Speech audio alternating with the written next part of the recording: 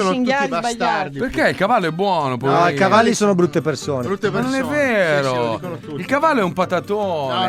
No, Sai che merda. il cavallo è uno dei pochi animali che non si rende conto di essere così grosso. Cavallo te lo fa credere. In realtà non vede l'ora che gli sali sulla schiena. Perché sì? sa che ti spezzerà il collo. Poverino, no? Fanno apposta. Ma non lo fanno apposta. Loro sono una confraternita. Il cavallo ha paura e tra l'altro è molto sensibile. Il cavallo Mm. non dorme mai.